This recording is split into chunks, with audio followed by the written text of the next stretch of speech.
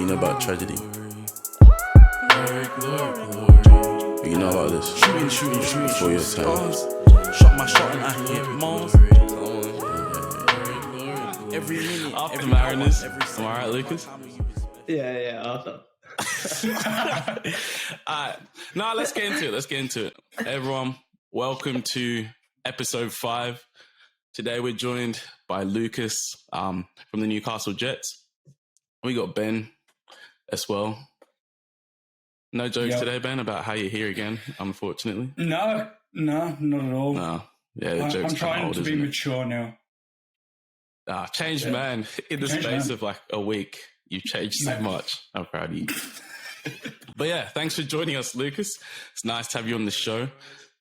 Thank you. Do you want to tell us a bit about... Oh, awesome. Yeah, I appreciate that. Do you want to tell us a bit about yourself, some of your experiences, what you do? Yeah, so I'm a professional footballer for Newcastle Jets in the A-League. Grew up in small town south coast of New South Wales called Mauragis, and I moved up at a young age to Canberra to pursue a career in football, and yeah, now I'm here. Awesome. A lot of travelling from Mauragis, isn't it? So Yeah, we know that my first question was always going to be this because we spoke about it. Oh, my days. So tell me about that travel. Straight into it. I'm not messing about here because this is the best thing I've ever heard. The travel from Mauragis to Canberra just to play football. Tell us about that. yeah, it was 3 hours there and back. Started off doing it twice a week. This was at the age of about 13, younger maybe, 12, 13. And yeah, after school, we would just get in the car, go straight to training at Tuggeranong United. And yeah, that's where the commitment started pretty much. And a lot of sacrifice from not only myself, but my family too. Yeah, it's very difficult. I heard about that as well. The fact that, you're traveling multiple hours every single week, but it shows the drive and the passion you had for the sport you now played. So tell us about, how that shaped you, how that helped you grow, and how that helped you find your feet in your career now. Yeah, I learned a lot about how committed I had to be if I wanted to make it as a professional footballer. But, I think ever since I started kicking a football, I've always had that drive. And, and it's not only me that did it myself. It was my father too, who helped me a lot in the journey. He's the one that had to drive me. He's the one that taught me how to, if I really want to be successful, I'm going to have to put in the work, put in the hours, and sacrifice a lot. So, so we started training. I started going up to Tuggeranong United, played there for a season, and, I came off. It's pretty successful. That's when I met Ben Townsley. It's a great season. That was the highlight.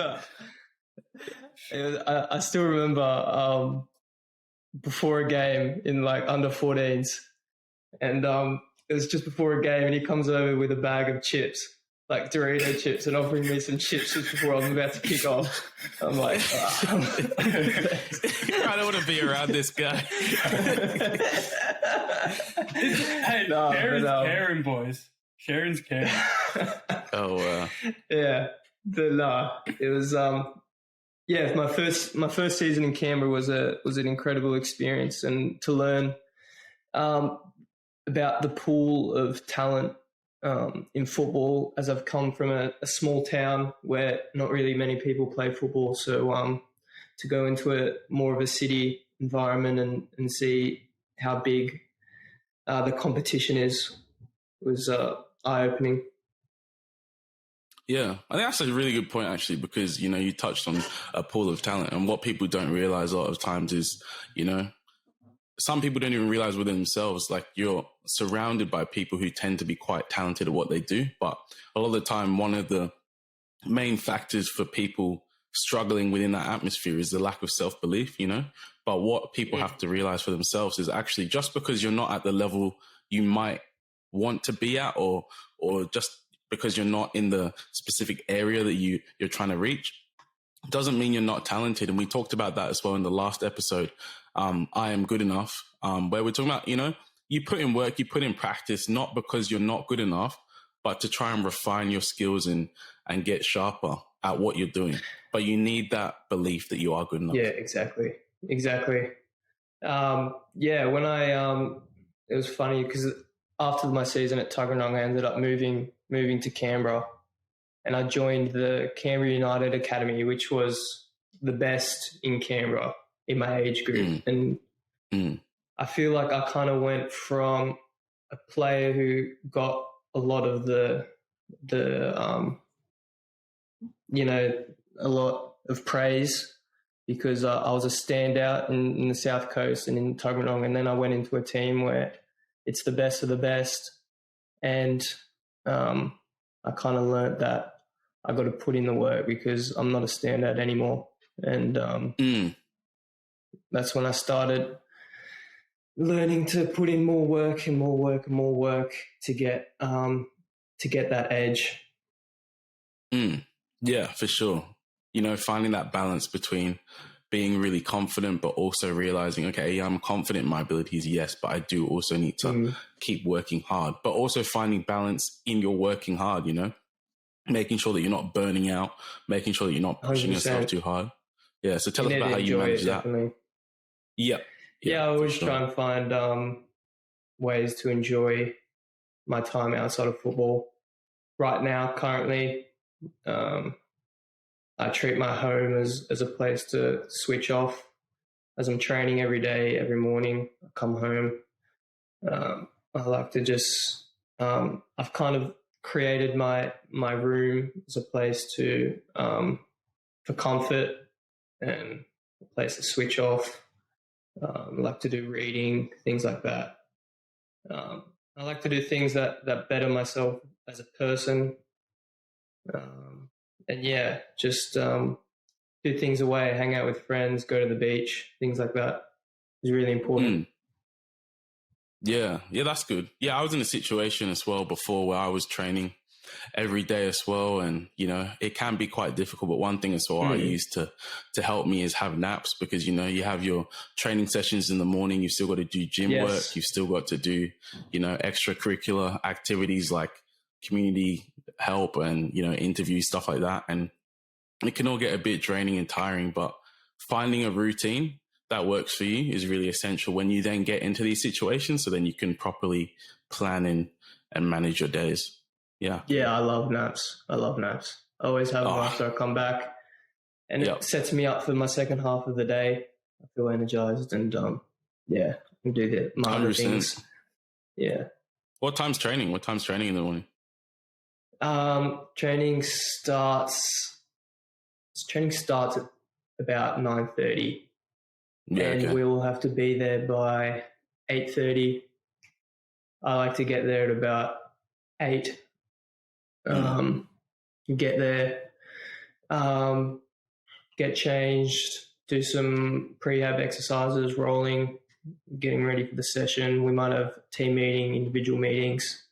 Then we go into the session and we're finished at about 11:30. Some players like to stay back, do some gym work. And then we got pretty much the whole day from 12:30 onwards, which feels like the best job in the world. Yeah, for sure. And tell us a bit about the recovery side as well. So obviously you mentioned, you know, you might go to the beach, you might hang out with friends or whatever, but in terms of sports recovery, you know, do you do your recovery after the training sessions? Do you do your recovery after a nap even, or how do you even manage that? Yeah, so I personally, we got ice baths at our training facility, which I use after every session. When I come home, I always like to sleep. I try and sleep for 90 minutes when I come home. That way I can fully re-energize my body and my muscles. And then I also work with a mobility and recovery specialist who helps me, just recover, injury prevention, that side of things. And I try and do sessions with him a couple times a week to help me prepare and get ready for the next day. It's Awesome. so much more extra work than you kind of explained, because you have that 2-hour training session and maybe another train later on, but all the gym work, all the rehab, and even the naps and stuff. Nobody sees all of that work behind the scenes. They just see it's a couple of trainings and then the game. They don't actually see the extra effort you've had to put in to get to this stage. And that's why I was touching so much on you traveling, because that is a huge step to get to here now. So you'd think traveling all that way to play for Tuggeranong was dedication, but now you're still going to be just as dedicated, if not more so, to stay at this elite level. Yeah, exactly. And I feel like even after I was traveling, when I ended up moving to Canberra. And this was without my parents. And I could have been someone who just, had all my mates over every day. I'm living without my parents at 14 to 18. And I didn't treat my time there as a place to party and everything. I was extremely committed to my sport. And I didn't do any of those things. I was driven to get where I want to be. Yeah, and a lot of people might not realize, but that's not easy. The sacrifices you have to make. Certain events people might say, "Oh, come to." You have to say, "You know what? Sorry, I can't do that. Doesn't align with what I'm trying to do. That doesn't align with where I'm trying to get to." Yeah, exactly. And especially around our age, a lot of young people can find it hard. You see the bright lights of another party. You see the bright lights of people staying up late, and you see the easy life. Even we talked about it last episode as well. Bright lights of people just staying up late, watching Netflix, doing all these things that are just not productive or conducive to the life that you're trying to lead. And a lot of the times people look at people in positions like your position, or like at clubs overseas, or people successful in their business and whatever, and they say, "Oh, wow, these people live such an amazing life." But really, as we've been talking about, even with you going to Tuggeranong all the way till now, there's a lot of things you had to forego, and a lot of things that you had to do that other people might not necessarily want to do, that has helped you to get to a place where now you're able to do things that other people aren't able to do, And exactly. for you, that must be an amazing feeling.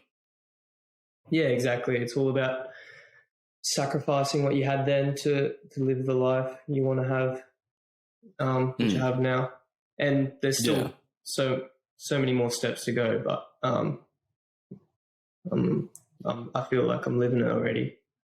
Yeah, for sure. Yeah, you've definitely, begun in the path that you want to get to. And it's not to say that you've achieved everything that you've ever wanted to achieve, but you've put yourself in a great position to now where you have more options, more connections inside the world that you want to get further into. 100%.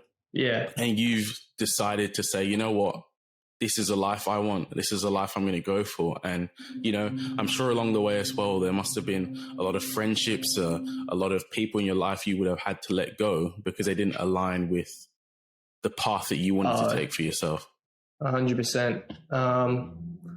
One that stands out for me was after my time in Canberra, when I got the call to Newcastle Jets to play in the youth team. Straight after school, I ended up moving to Newcastle, and I left a lot of people behind. I had a girlfriend, all my friends in Canberra. My parents, it was easier for them to travel to Canberra to come see me, but now that I'm, another 5 hours away, they weren't able to do that anymore. So it was another big step of sacrificing a lot of friendships and things like that. And that's what we were talking about the other weekend, where we both spoke about that friendships. Everyone suddenly was going, "Oh my God, Lucas has made it." Or we were so good friends. Yeah. But were they good friends, or did they just like the hype of it all as well? And I even said to you about it, like the amount of people who you thought were your friends were actually super jealous of you. But then other people who weren't even that close with you, who didn't like you, like, yeah, we used to play against each other, he was always a nice guy, stuff like that. And it's like, who was actually real in that sense as well? And moving away, we're talking about it. Yeah. Oh, I remember we were talking about it, and there was a lot of people that actually didn't believe in me when I was in Canberra. There's a lot of people that, there was moves that I made that a lot of people disagreed with in the Canberra football world, me going to CFC and things like that, and me having to prove them wrong. So, yeah. Do you want to name and shame, or are we happy to just slide that out? Wow, dirty boy. Dirty boy. Nah. Told you I was going to put you on the spot. But it was quite. When I moved from Belconnen to CFC, there was a lot of criticism involved with that. I knew it was the right decision for my football, going into an environment where I thought it was going to be the best for my development, and a lot of people said I wasn't going to get any game time, and I finished off the season. I think I started every game of the season, so it was a good feeling to prove people wrong. And you touched on something. I'll just take it back a bit. You touched on something before as well. A lot of people will just see the awards you've created for yourself in your life, right? But what people have to realize is it wasn't just you, and you've talked about it as well, is it wasn't just you trying to achieve this goal. Although, you are the person that has done it and you're living that life, you had people around you as well that were supporting you and pushing you towards that goal. You talked about your family and how your dad would be the one driving you. And so I want to really encourage people as well that, if you're trying to achieve a goal, if you're trying to get to a specific place, be mindful of the people around you, but you do need other people around you that can help you with the different things you need. And it's okay to ask for that help. It's okay to lean on other people's shoulders. You just need to make sure that those people really have your dreams aligned. Because as Ben was talking about, a lot of people in your own circle, because they see you now breach from the average of that circle, it can hit them in an uncomfortable way. Because like, oh, wow, like, nah, I knew this guy for so long. Like, nah, he's my friend. He can't be doing that. Nah, he's my friend. He should be at my level. Because then they start feeling insecure about their own lives and saying, oh, well, like I could have done that as well, or I could have been in that situation as well. But a lot of the time, people don't want to do the same things that you're doing. People don't want to, and I can imagine you would have probably tried to encourage some other people along the way, et cetera, and give people tips, give people advice. But people actually have to listen to that advice. People have to understand that, what you're going for is what you're going for, and you're happy to help people along the ride, but it's not a free ride. You've worked hard with you and your support network for the places you're trying to reach, and that's a great thing. And people should respect that rather than try to leech from that. Yeah, 100%. And like you mentioned about Canberra United, that you went in there as a standout to then being an average player, as you stated as well, or just being in a group of all these elite footballers. Yeah. And having that competition week in, week out as well. And then going from Canberra United to then first grade football as well. Playing age group. Well, not even playing age group, because you were 15, 16 playing in the 20s, wasn't it? When I was at Canberra United, we were always playing above. Yeah. In the age groups, but not above. I was 15 playing in the 20s, and then when I was 16, the academy came to an end, so I had to move to first grade football, and I was 16. I was 16 when I first made my step into first grade. And that's a big step as well. So your first grade debut in Canberra compared to your first grade debut at Newcastle Jets. Both nerve-wracking as well, or are we just having a laugh on that? You know, what I loved when I made my first grade debut in Canberra was the fact that it was streamed on YouTube and there was commentary, and I was like, this is amazing. I think it was like Russ Gibbs. And I was like, straight after the game, I was going on YouTube, trying to watch it back, seeing what the commentary said about me. I thought that was incredible that I was playing in a game that was live streamed. And then to go on into the A-League and then now you're on proper TV is a pretty crazy feeling. Yeah. I was getting the call up as well because, like you said, it was very quick succession from Canberra to Newcastle Youth League to then A-League to then playing to then starting to then scoring your first goal. Yeah. It all actually happened really quick. All happened in about 2 months, a month or two. It was actually crazy. Yeah.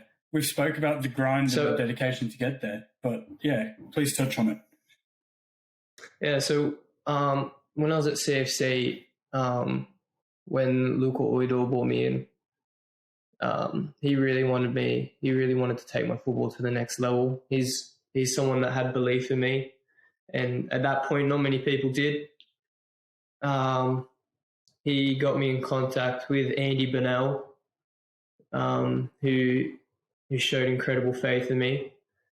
And at the end of my time with CFC, which I had a pretty good season. This was first team football. He got me a trial at the Newcastle Jets youth team, which I did well. It was pretty good. So I made the move after the trial to Newcastle as soon as I finished school. My very first game with the Newcastle youth team, it was a shocker. It was pretty bad, and it's crazy to think about. But the thing is that put me right at the bottom of the pile, and I was like, I'm at the bottom. I can't go any further down. I'm going to work my way up. I'm going to look at it as like a ladder, and each step is a different player I'm going to get in front of, and just put my head down. And before I knew it, I was training with the senior team. And I looked at those training sessions as I had nothing to lose. I just went out there and played like it was my last day playing football. And before I knew it, I had a scholarship and I made my first grade debut at the end of the season. And it was crazy how quickly it happened. So who told you That's an awesome story. You'd be playing for the first team? How did that call go down? So it actually happened. So I was training consistently with the first team, and then it suddenly all got shut down because of COVID. COVID just happened, and we all got sent home. I went back to Merimbula. No one knew what was happening. A-League season was cut off. And I was just down Merimbula, just training, waiting for a call or something.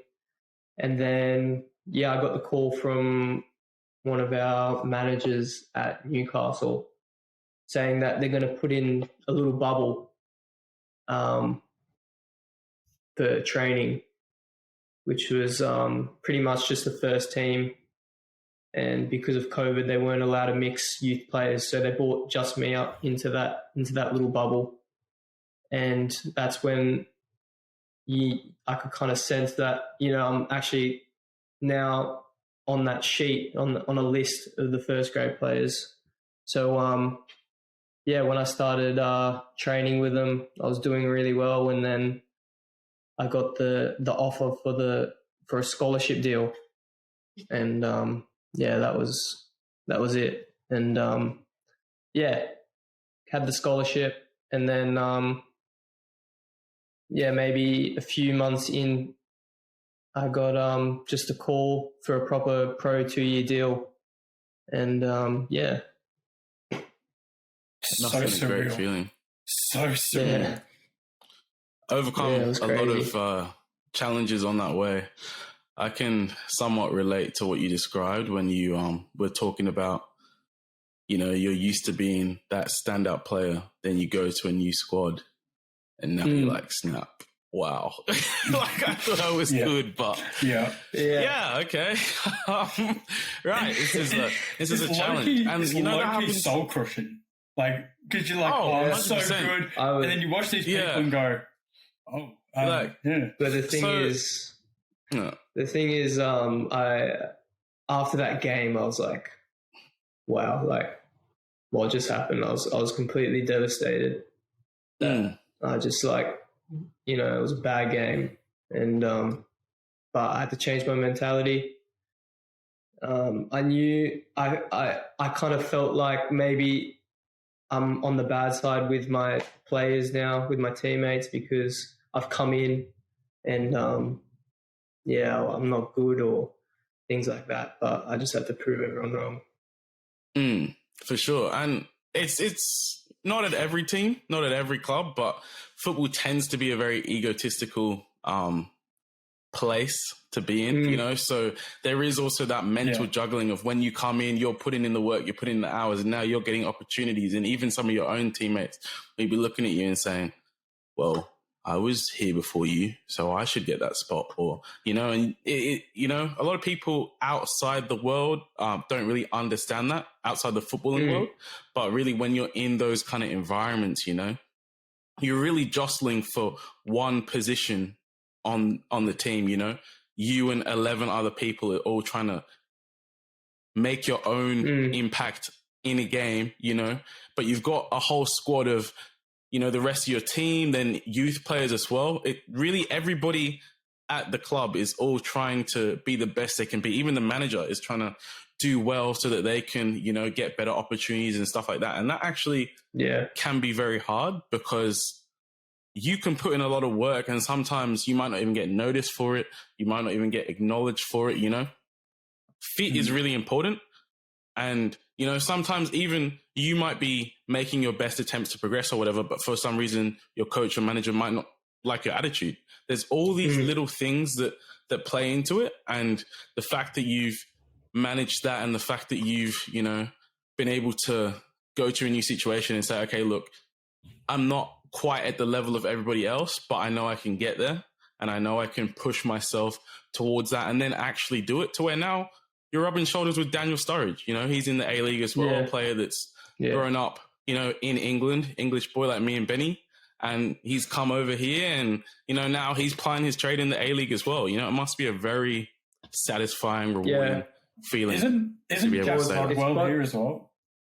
Yeah, Jack Rodwell and what's this? Carl Jenkinson. Carl Jenkinson, yeah. But that guy used to be like an up and comer in England. Like we used to be like, oh, this guy's going to be the next guy. And he kind of just didn't quite pan out for him. But, you know, he's now in the A-League. He's reviving his career. Yeah. Okay. Yeah, he has made it. Yeah, he's made it to the A-League, which is a phenomenal achievement. Well done, Carl Jenkinson.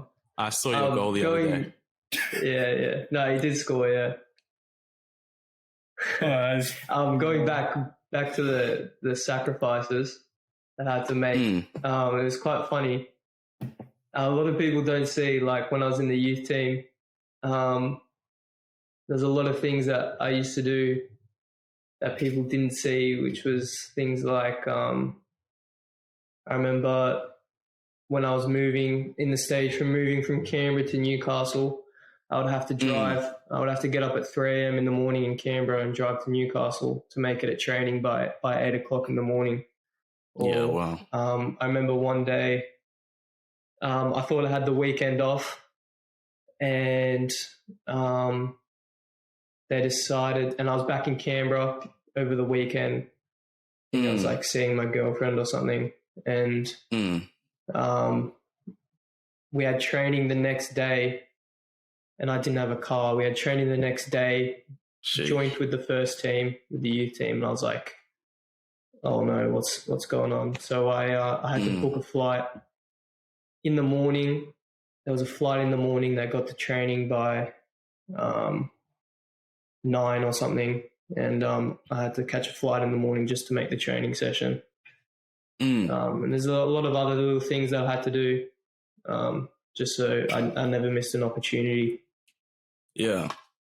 And the expectations and demands of professional athletes are insane. You know, people don't see that. And then you'll go to that training and like people don't care about your intentions. Like they don't care that you've woken up so early, booked a flight, rushed your way to get to train. If you don't perform at training, no one's gonna be like, oh, well, he, you know, and it's the same, like even in the NBA right now, it's the All-Star weekend. There's a Rising Stars game, right? And there's this guy, Scotty Barnes.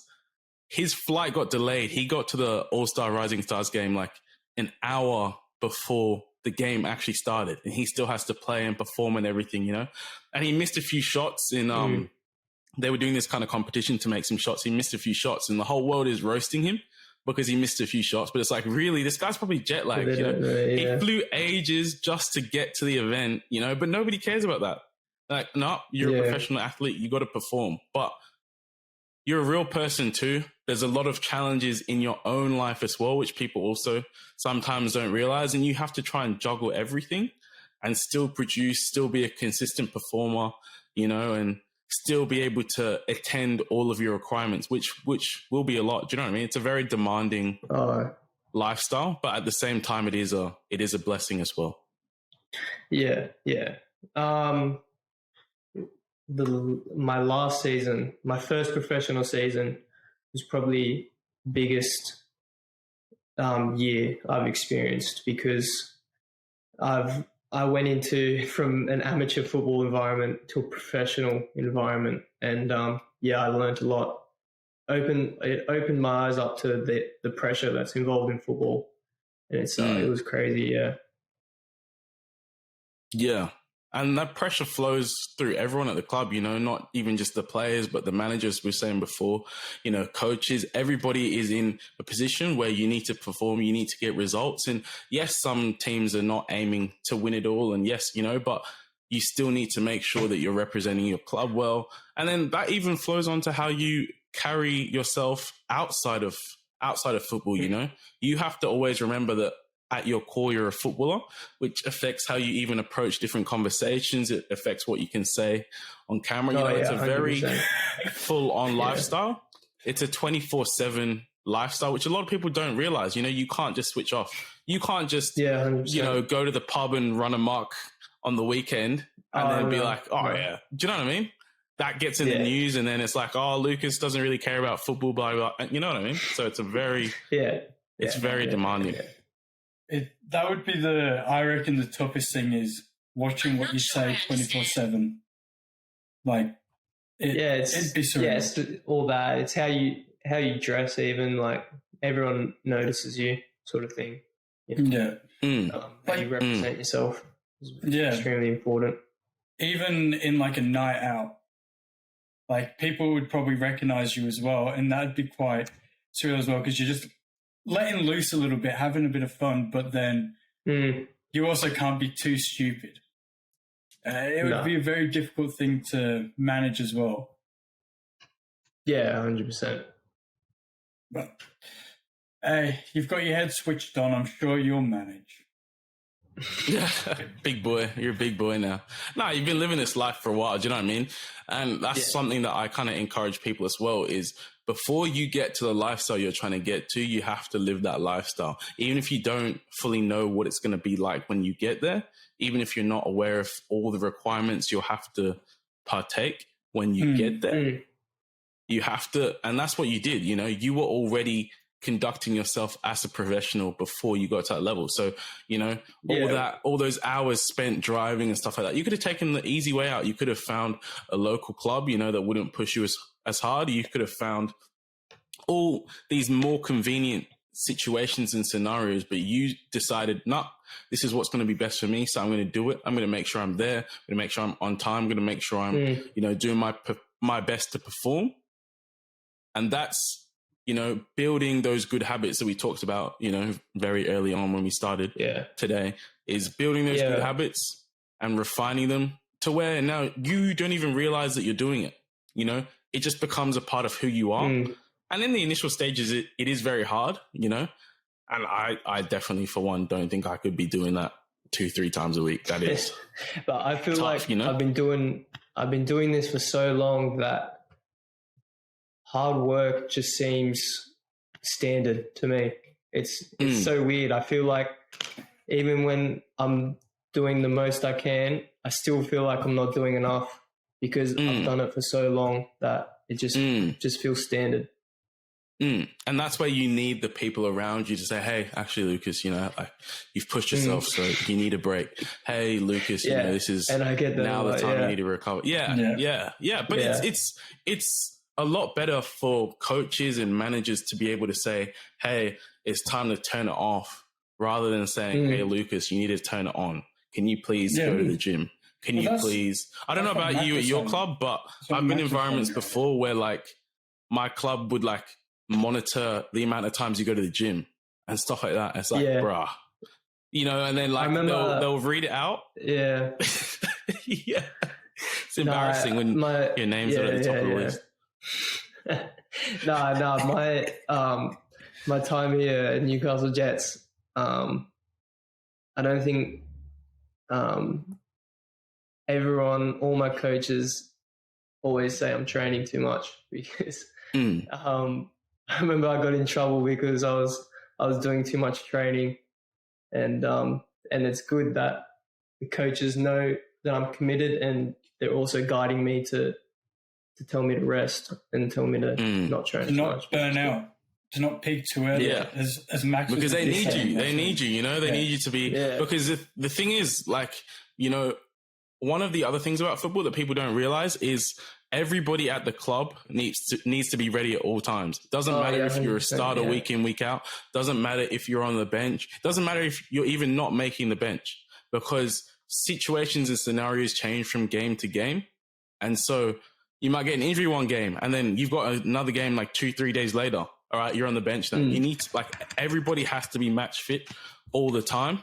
And so that's also very difficult, you know, when, you know, you've been in other environments where you're one of the star players and stuff like that, and now you're in a new environment where maybe you're not getting as much game time, maybe you're not, you know, the light isn't on you, but you have to do that silent work, which is also another thing that, you know, people don't like.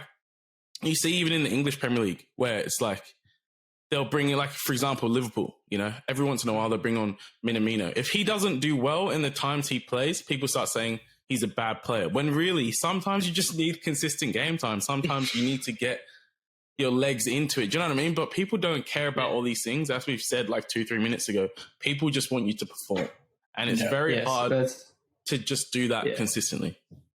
That's exactly where I'm at right now. And, you know, I might not have gotten selected for the last game, but I prepared every minute as if I was starting. And I have to prepare every day like I'm going to get my opportunity, and I'm going to have to be ready to take that. So, It will come. And I think it's also difficult as well because especially around this like 18, 19, 21, 20 and 22 kind of age, it's like you're young, but you feel old in the football sense because you've been playing for so long. But at the same time, everyone's like, no, you're so young. You're such a young, but it's like, especially playing first grade at 16, you would feel like a lot older than you actually are. You're a veteran. But what people have to, you know, you'd feel like, oh, no, I've done this, you know, I've done that. Like, I'm really experienced. Like, I've been doing this for a long time. But, you know, it is a process and it can be painful. And there's certain reasons why different things happen, et cetera, et cetera. But your time will come in. You know, you work hard, you keep working hard, and you have a positive attitude as well. Exactly. So, and you know that as well. I know you know that. So, yeah, that's awesome. Like, keep plugging away, and things will change from game to game, week to week. Enjoy it. Yeah, exactly. Yeah, for sure. Because you got to see, I'm like just so grateful that I'm in this environment where I can just improve every day, and that's how I look at it. So yeah, exactly. Yeah. That's the main thing. Yeah, being in that environment where you can support yourself to where you can fully focus on something.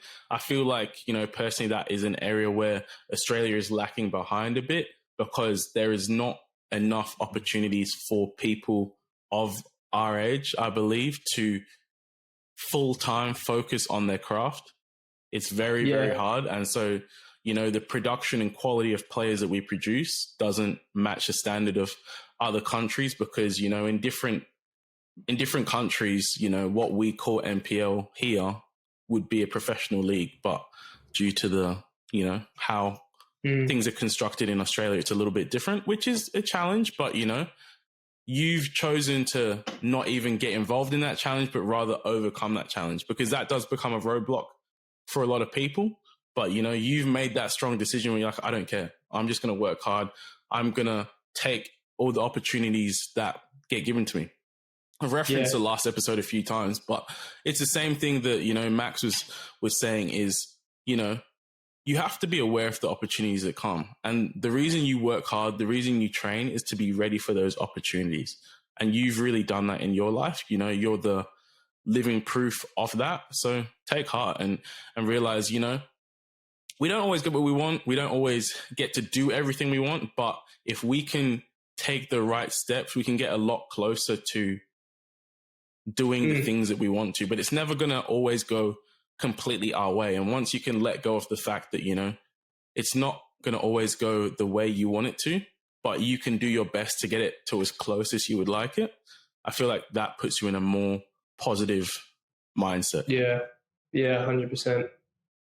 Makes you really enjoy the journey too.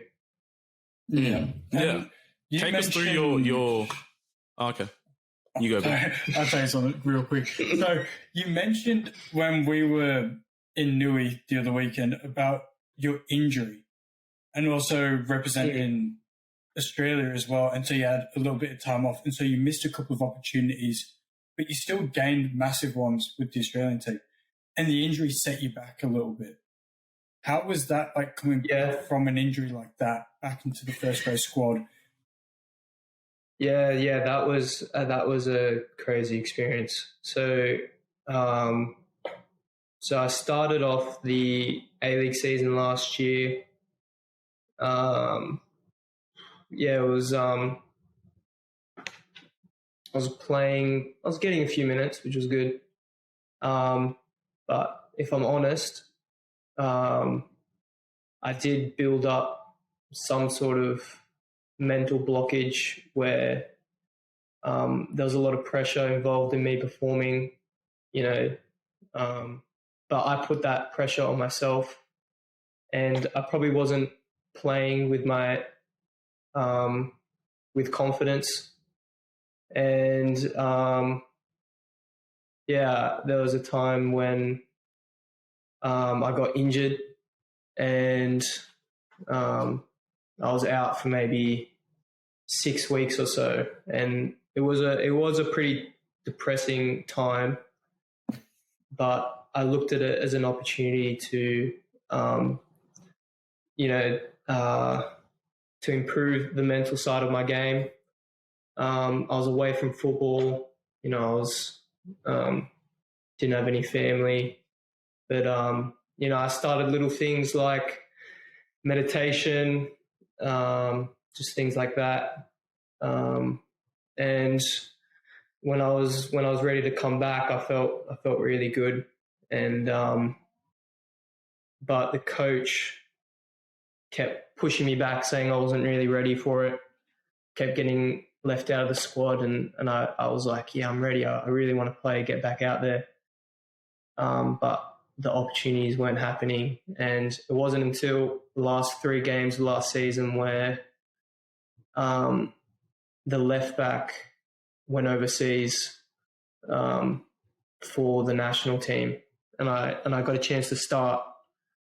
And I came in and I got man of the match, scored my first goal, started the second game, got an assist, and then the last game of the season, I got 2 assists and I got man of the match. So,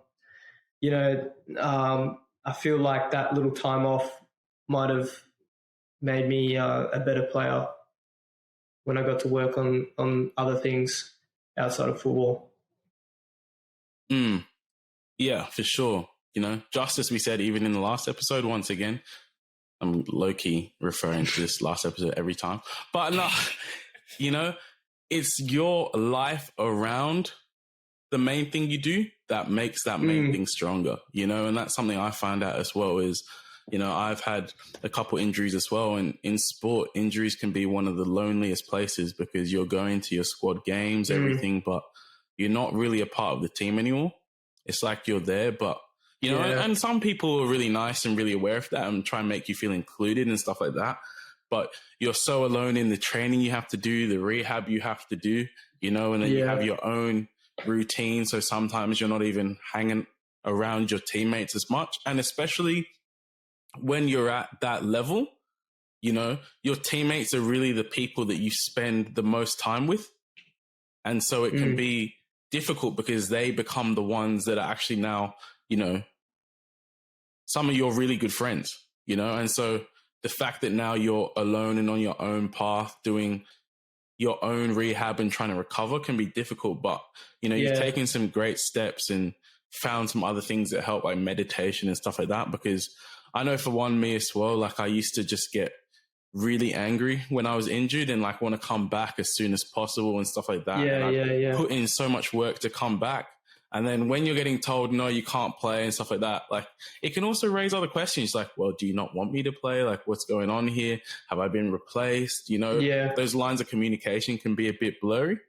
But it's good that you found some coping mechanisms. So for me, one thing that I even learn is when you close your eyes and you just breathe in, breathe out, you can stop the rumination. So rumination is like overthinking, right?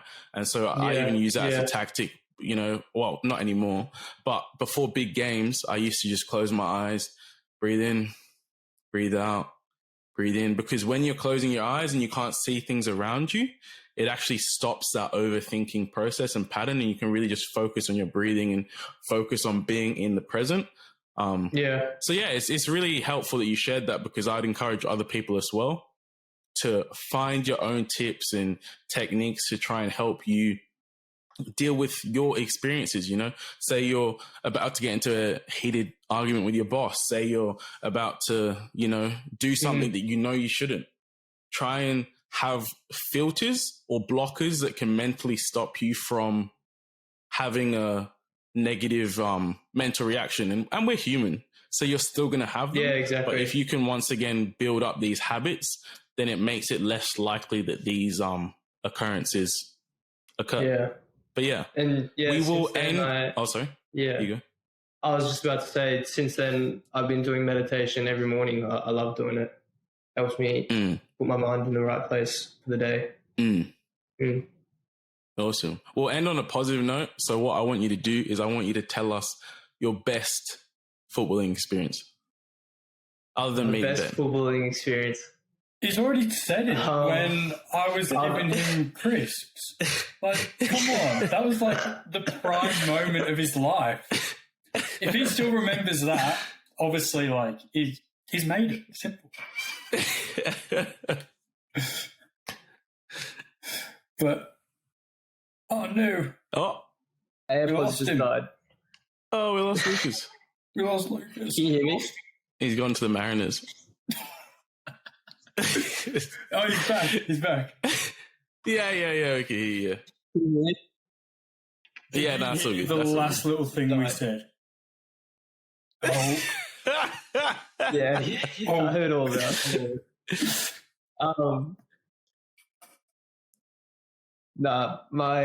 That's not my best experience. Them giving me I'd have to say it would probably have to be when I came back on when I started against the Mariners and I scored my first goal. That was a pretty awesome moment.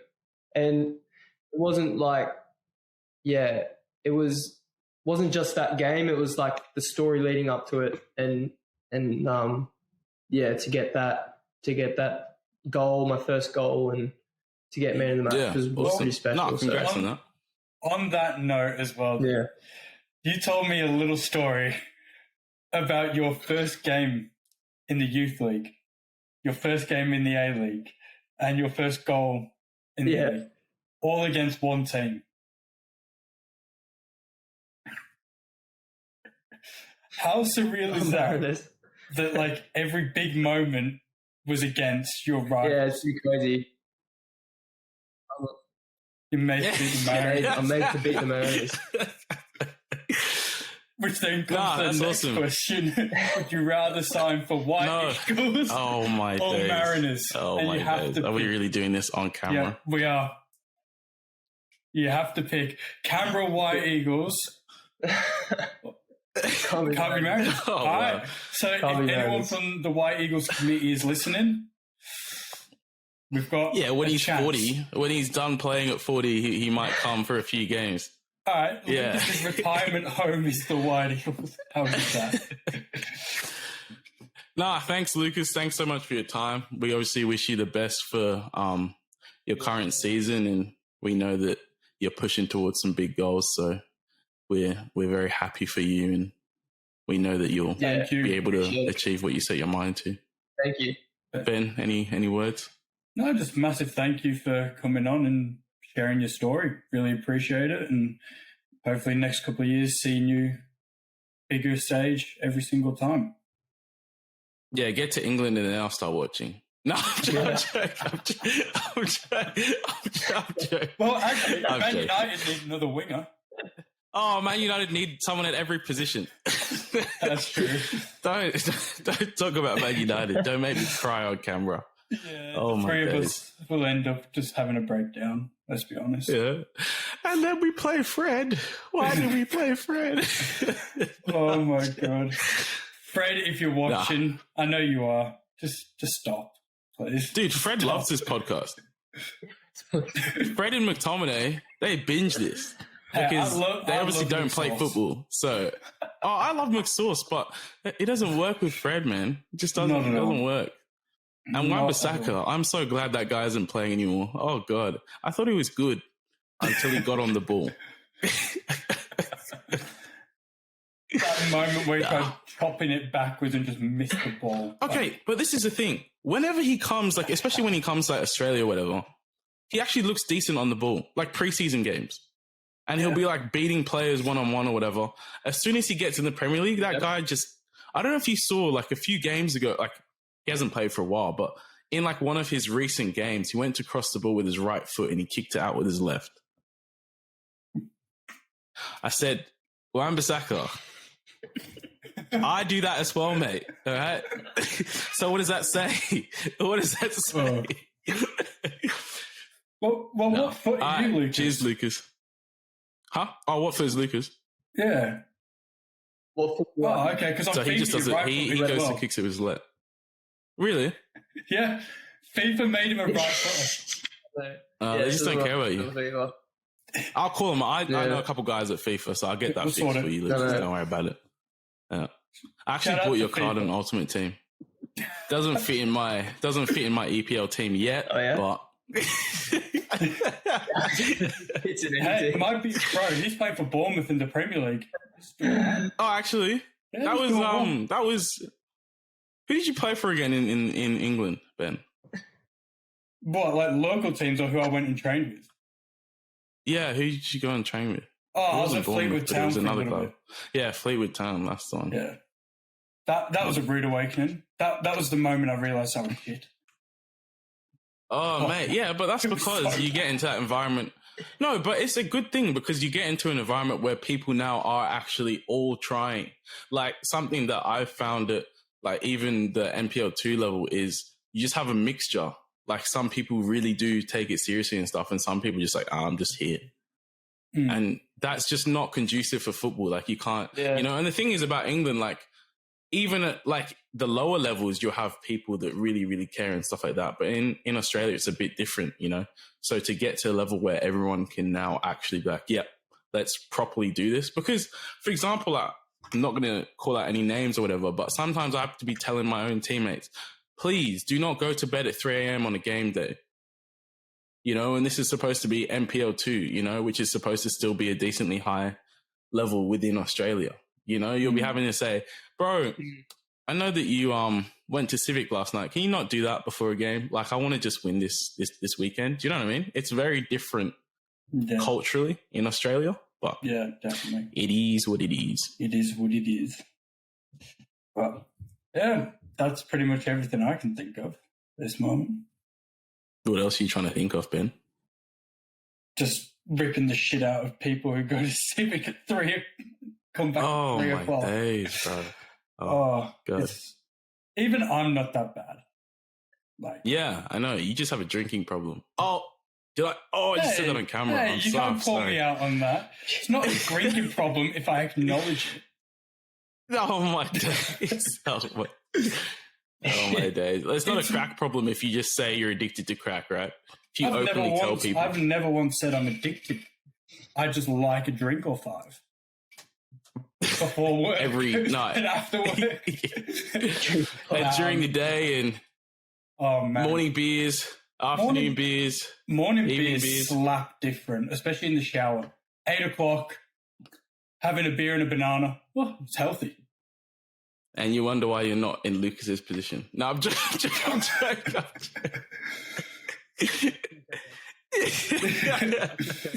Sacrifices.